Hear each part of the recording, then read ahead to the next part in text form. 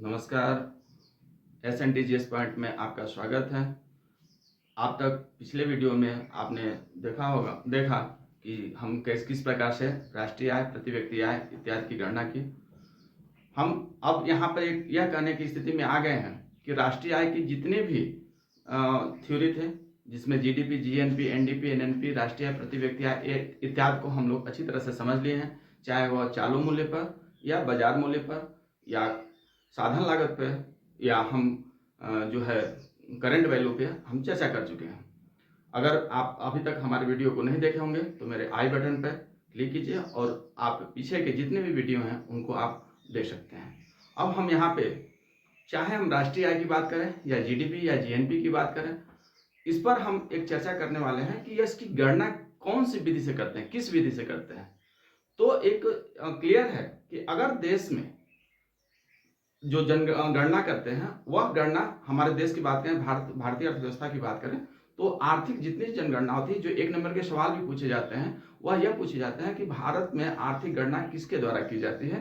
तो आप ध्यान रहे, इसका जवाब होगा CSO के द्वारा, माने केंद्रीय सांख्यिकी संगठन के द्वारा जो है भारत में आर्थिक गणना किए जाते हैं।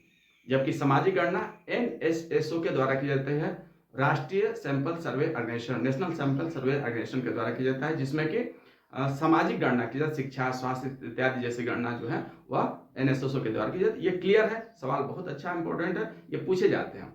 अब इसकी जो गणना की विधि है उस पर हम चर्चा करेंगे, क्योंकि हमारे अर्थव्यवस्था के जो 3 क्षेत्र के जिस पर आगे हम वीडियो बात करेंगे, उसमें एक है उत्पादन विधि, बहुत महत्वपूर्ण है। जो पहली विधि मानी जाती है वह है जो राष्ट्रीय आय, या हम राष्ट्रीय आय भी बोलेंगे तो आप उसको या तो राष्ट्रीय आय समझ लीजिएगा, जीडीपी समझ लीजिएगा, बात एक ही हुई।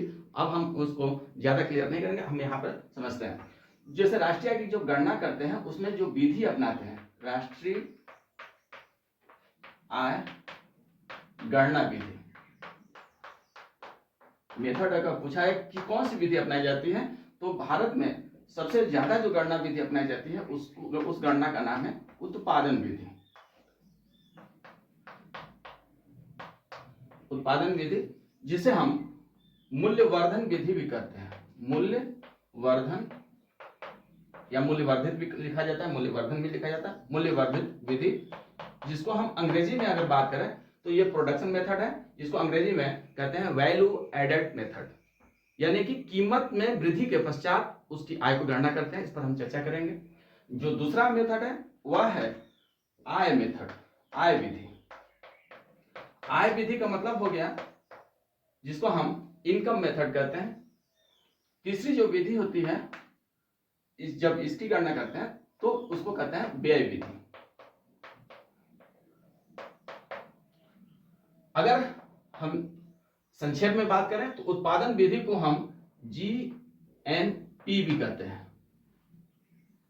आय विधि को हम GNI कहते हैं, gross national income, gross national product, और व्यय विधि को हम GNE कहते हैं, यानी कि gross national expenditure.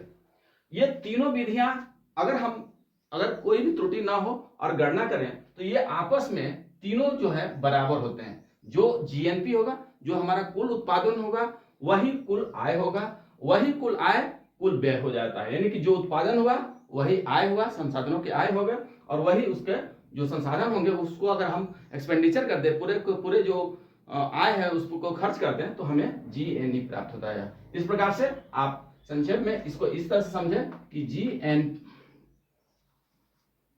GNP is equal to GNI is equal to GNE, यानी कि GNP, GNI और GNE तीनों के तीनों क्या है, सब बराबर है। अब हम इस पर एक एक विधि पर चर्चा करें। जैसे हम पहला विधि को अपनाते हैं, देखते हैं मूल्यवर्धन विधि। मूल्यवर्धन विधि का मतलब होता है, या उत्पादन विधि कहता है, जो वस्तु उत्पादन, सबसे पहले इसमें उत्पादन शब्द है। उत्पादन की बात करें, हम कभी बाद में वीडियो पर चर्चा कर लेंगे। उसमें उत्पादन का अर्थ क्या होता है? उत्पादन का अर्थ होता है किसी वस्तु जो प्रकृति के द्वारा दी जाती है, उस वस्तु में की उपयोगिता का सृजन करना, या उस वस्तु को अपने आवश्यकता अनुसार उसकी गुणवत्ता या उसकी क्षमता में परिवर्तन करना हमारा उत्पादन कहलाता है। जैसे एक पत्थर है, पत्थर को हम तोड़ते हैं, फोड़ करके उसको हम घर बनाते हैं, या एक मिट्टी है, मिट्टी को हम आकार प्रदान करके ईंटा बनाते हैं। उसी प्रकार से लकड़ी है, लकड़ी को हम काट फीट करके अपने आवश्यकता अनुसार उसमें चेयर, टेबल, कुर्सी इत्यादि सब जो भी चीज बनाते हैं वह एक उत्पादन विधि के रूप में माना जाता है। तो उत्पादन विधि जिसको हम वैल्यू एडेड विधि भी कहते हैं, उसमें होता क्या है, इसको वैल्यू एडेड क्यों कहा जाता है, क्योंकि इसमें दोहरे गणना की संभावना होती है। क्योंकि जब हमारे उत्पादन होते हैं तो कुछ ऐसे वस्तु होते हैं जो एक बार तो उपभोग किया जाता है, और कुछ वस्तु ऐसे होते हैं जिसका हम पुनः वस्तु के उत्पादन में प्रयोग कर जाते हैं। तो इसलिए अगर एक वस्तु का हम एक बार गणना करें, फिर उसी वस्तु का दूसरी बार गणना करें, उसी वस्तु का तीसरी बार करना, तो जो हमको सकल राष्ट्रीय उत्पाद प्राप्त होगा या जीडीपी प्राप्त होगा या राष्ट्रीय प्राप्त होगा बहुत बड़ा हो जाएगा। इसीलिए दोहरी गणना से बचने के लिए, बार बार उसकी गणना न हो, उससे बचने के लिए हमको मूल्यवर्धन विधि अपनाना पड़ता है। इसीलिए इस उत्पादन विधि को हम मूल्यवर्धन विधि कहते हैं। एक छोटा सा उदाहरण हम देते हैं, बड़ा फेमस भी है और थोड़ा आसानी से समझ में आता है। मान लीजिए एक हम गणना करें कि गेहूं है, और गेहूं से बनता है क्या, आटा। और आटा मान लीजिए, आटा का प्रयोग मान लीजिए बेकरी वाला कर रहा है, जो बिस्किट और ब्रेड इत्यादि बनाने में बना रहा है। अब मान लीजिए हम बिना मूल्यवर्धन विधि की गणना करते हैं, और उस पर हम आपको दिखाते हैं कैसे होगा। मान लीजिए गेहूं 20 रुपया किलो हुआ, 1 किलो गेहूं लिया गया, खरीदा गया, तो वह उसके उत्पादन का मूल्य वैल्यू कितना हो गया, 20 रुपया। अब अगर इसको यहीं पे उपभोग कर लिया गया तब तो ठीक हो गया, ये जीडीपी जीएनपी का हिस्सा हो गया। लेकिन ऐसा होता है कि इसका हमने उत्पादन करा, आटा बना, और इसकी जो बाजार वैल्यू है या जो कीमत होगी वह मान लीजिए 30 रुपया है। 20 रुपया का गेहूं 30 रुपया हुआ, और 30 रुपया वाला गेहूं जब बेकरी के पास जाता है तो वह इसको मान लीजिए 50 रुपया में, 50 रुपया के बराबर का ब्रेड बिस्किट जो भी बनाता है 1 किलो आटे से, वह 50 रुपये का बनाता है।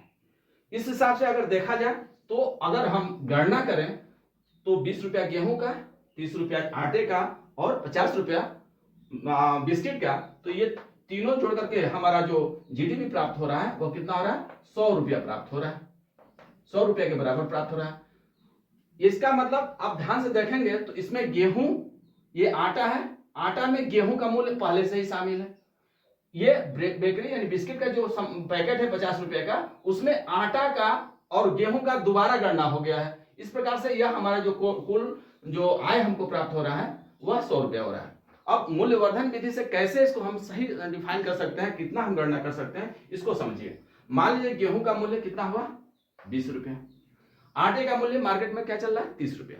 तो इसमें तो 20 रुपया पहले से शामिल है, इसलिए अब हमको 30 रुपया न गणना करके केवल बढ़ा हुआ मूल्य, वैल्यू मतलब मूल्य जो वर्धन हुआ, मूल्य जो बढ़ा है उसकी गणना हम करेंगे। यानी कि 30 में से 20 घटा करके कितना हो गया, 10 रुपया। यानी कि अब यहाँ पे गणना करेंगे वह 10 रुपया करेंगे। इसके बाद अगर आगे बात करें, ये 50 रुपया बिस्किट, इसमें ये 30 रुपया वाला जो आटा का मूल्य है वो पहले से ही शामिल है। यानी कि अब जो मूल्य बढ़ा है आटा से बेकरी का वो कितना बढ़ा है, केवल और केवल 20 रुपया बढ़ा है। इसलिए जो मूल्य बढ़ा है वो केवल 20 रुपया।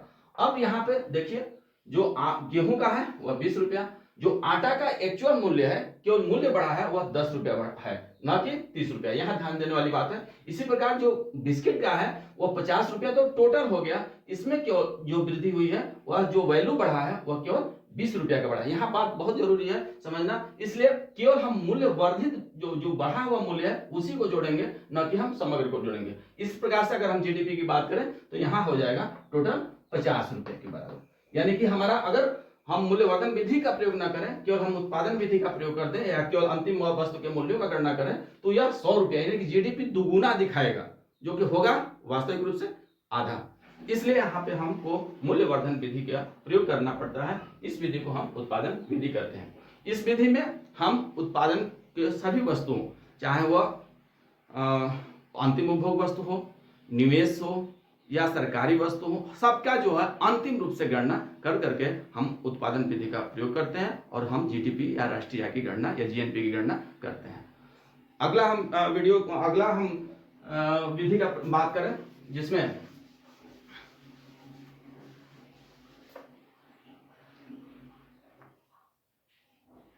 आय विधि की बात करें, आय विधि की बात करें तो आय विधि में उत्पादन के जितने संसाधन होते हैं, वह उत्पादन के संसाधनों को जो पारिश्रमिक मिलता है, अब आप उत्पादन के संसाधन आप पिछले वीडियो में देख सकते हैं, वहां हम उत्पादन के साधन उनको मिलने वाले पारिश्रमिक के बारे में समझाए हैं। आप उस जगह आप आई बटन पर क्लिक करके आप देख सकते हैं कि उसका कौन कौन सा है, कैसे है।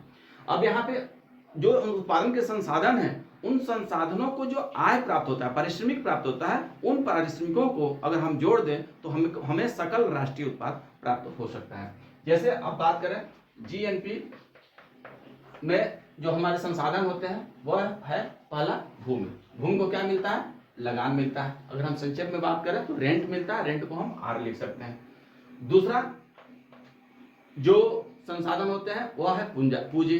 पूंजी को क्या मिलता है? पूंजी को इंटरेस्ट मिलता है। इंटरेस्ट को हम अगर यहाँ पे आई बताएं या स्मॉल आई आर करते हैं, इसको इंटरेस्ट बताएं, ब्याज मिलता है। हम ब्याज को अगर सभी जितने भी पूंजी हैं उनकी मिलने वाले ब्याज को हम जोड़ दें और तो इसके बाद हमको समग्र रूप से मिल जाएगा। इसको और अच्छे तरह समझने के लिए हमको सिग्मा कर सकते हैं, सिग्मा आई कर सकते हैं, सिग्मा आर करते हैं। सिग्मा का मतलब होता है जो देश के कितने भूमि हैं उनको मिलने वाले लगान को हम सिग्मा आर कहेंगे। जितनी पूंजी है उनको मिलने वाले ब्याज को हम सिग्मा आई आर कर सकते हैं। उसी प्रकार से जितने श्रमिक हैं उनको जो मजदूरी मिलता है तो हम सिग्मा डब्ल्यू कर सकते हैं। और इसी प्रकार से अगर जितने साहसी हैं उनको जो संसाधन जिनको लाभ मिलता है या हानि जो भी होगा उसको अगर हम बात करें, वो अगर मिलता है उसे तो उसे हम सिग्मा पी कर सकते हैं। इस प्रकार से अगर हम सभी माने भूमि को मिलने वाले लगान को, ब्याज पूंजीपति को मिलने वाला ब्याज को, मजदूरी मिलने जितने श्रमिकों को मजदूरी मिलता है उनको, और जिनको जो साहसी उनको लाभ को अगर जोड़ दिया जाए तो हमें यह सकल राष्ट्रीय उत्पाद या राष्ट्रीय आय प्राप्त हो जाएगा। इसके आगे इसमें कोई दिक्कत नहीं है। अगला जो विधि होती है वह है आपका व्यय विधि। व्यय विधि की बात करें, ये सेकंड वाला था, ये थर्ड हो गया। व्यय विधि की बात करें तो व्यय विधि में आपका जो आय पारिश्रमिकों को मिलता है वह किसी न किसी परिवार से मिले होते हैं और वो परिवार में हर वस्तुओं एवं सेवाओं का प्रयोग किया जाता है। जो वस्तु उत्पादित होती है किसी न किसी परिवार में वो खर्च किया जाता है। तो इसलिए उस वस्तुओं को खर्च करने के लिए उपभोक्ता द्वारा जो किया जाता है, जैसे अंतिम रूप से जो उपभोग किया जाता है उसको हम उपभोग वस्तु कहते हैं। उपभोग वस्तु पर जो खर्च होगा उसको हम उपभोग वस्तु जिस पर खर्च होगा इसको हम सी कहते हैं।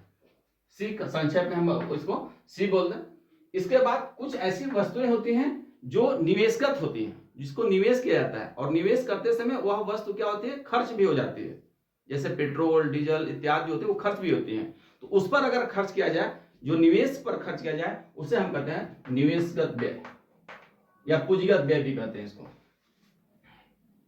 पूंजीगत व्यय भी कहते हैं, जैसे हम इसको आई कह सकते हैं। इसके बाद कुछ खर्च सरकार द्वारा भी की जाती है, चाहे वह सब्सिडी के टैक्स के रूप में लिया जाता है या उसको सब्सिडी के रूप में खर्च किया जाता है। यानी कि सरकार भी कुछ पैसे और जो आय जो होते हैं, आय के कुछ भाग अपने यहाँ खर्च करती है, जिसे हम सरकारी व्यय भी कर सकते हैं, सरकारी व्यय कह सकते हैं। इसको हम अगर बात करें तो जी के रूप में समझ सकते हैं इसको। ये हुआ आपका व्यय विधि में तीन चीजें। या उस स्थिति में है हम ये जीडीपी की बात करते हैं। अगर हम जीएनपी की बात करें यानी राष्ट्रीय की बात करें तो इसमें एक और क्रम जुड़ जाता है, वह है विदेशों से प्राप्त शुद्ध आय। विदेशों से प्राप्त शुद्ध आय। क्यों? क्योंकि इसमें हम इसको साथ में x माइनस एम कर सकते हैं। x मतलब एक्सपोर्ट, एम मतलब इंपोर्ट, मतलब आयात निर्यात ऋण आयात अगर हम निकालते हैं। जैसे मान लीजिए हम विदेश से कोई वस्तु मंगाए तो क्या हुआ? आयात हो गया।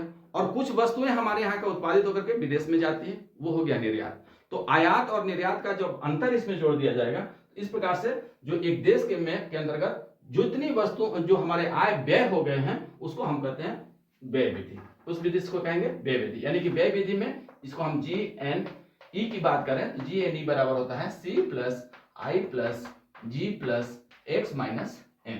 संक्षेप में इसको हम ऐसे कर सकते हैं, कहीं एग्जाम में भी पूछे जाते हैं, इसको आप देख सकते हैं। इस प्रकार से आपने देखा कि हम राष्ट्रीय आय की गणना में कौन कौन सी विधि का प्रयोग करते हैं, उत्पादन विधि, आय विधि और व्यय विधि।